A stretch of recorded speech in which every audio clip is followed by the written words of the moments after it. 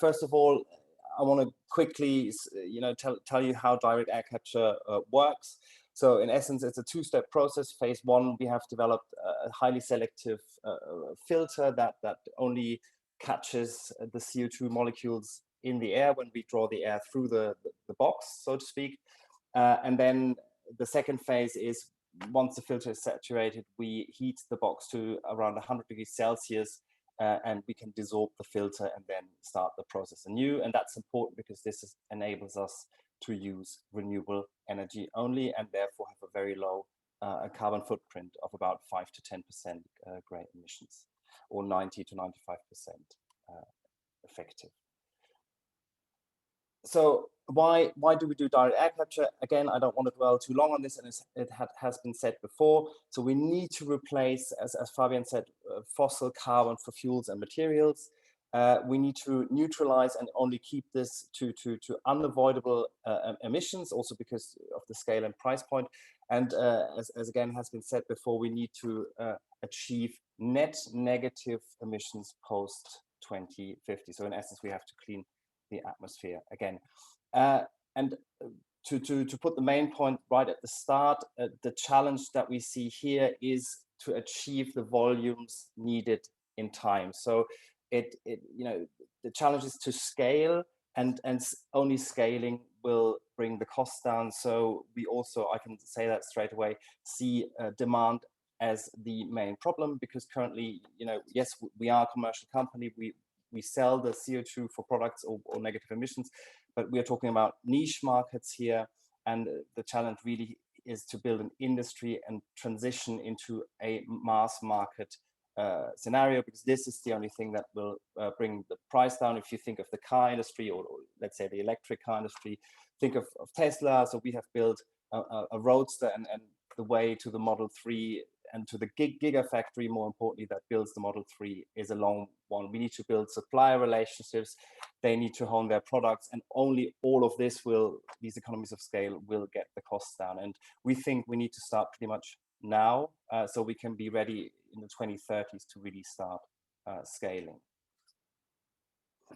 So this has been said before as well. So why do we do direct air capture? Obviously, what we're doing is we're trading land for renewable energy, and by that we can offer a very small footprint. Is about 400 to 500 times smaller than afforestation on a calculation with PV as energy. But if you use different energy forms, it can even be smaller. For example, geothermal and solar thermal.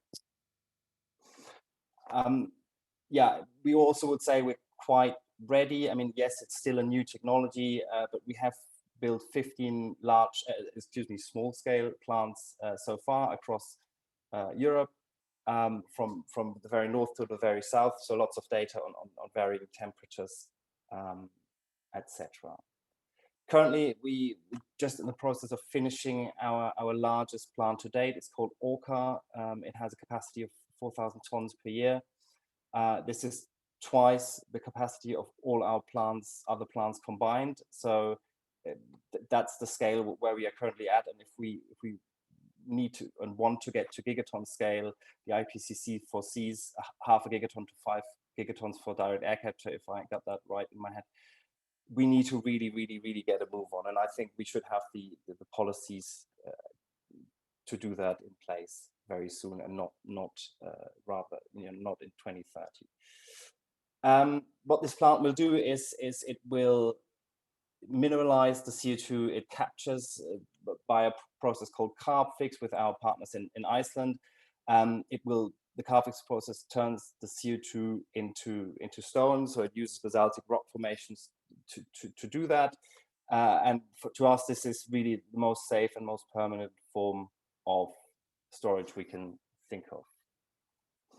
Maybe a few remarks on carbon offsetting versus net zero. Obviously, we think that a carbon neutral strategy that has avoided emissions doesn't have a place in a net zero strategy. A net zero strategy should be, you either have an emission or a removal, and that gets you to net zero. And obviously also, if you think about the global net zero point, so to speak, there are no more emissions to be avoided. So we think the emphasis should really be placed on the removals here. I think, to me, this is the biggest challenge. So we have this picture where we have bio-based removal solutions, like, for example, BECCS or biochar.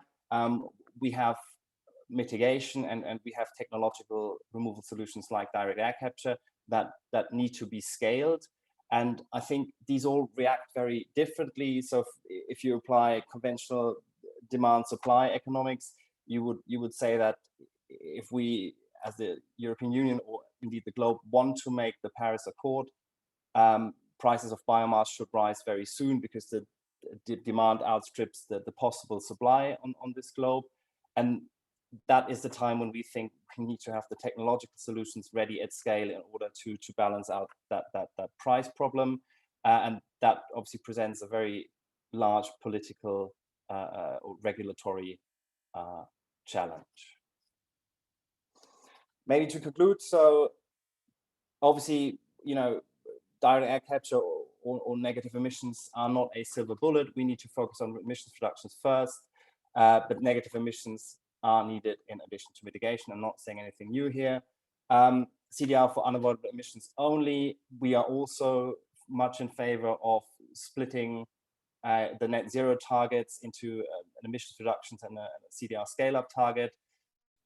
I said before, the main problem we see is that sustainable biomass is limited. It's also in competition for building materials, for many different other things. So we need them, but in addition, we need to start scaling the technical solutions quite quickly during the 2020s, we believe, rather than doing this later, because building an industry takes time. Therefore, we also think that new mechanisms like contracts for difference or government procurement, or, for example, the introduction of a dedicated CDR track in the large-scale EU Innovation Fund would be very, very helpful indeed. And the last point I wanted to mention is that obviously we are for stringent standards for CDR in net zero frameworks and carbon removal markets. And obviously, last but not least, if Europe can lead in this space, this will provide a massive opportunity in our view, because CDR will become, or will have to become, a €1 trillion industry if the world wants to stick to the Paris Accord. Thank you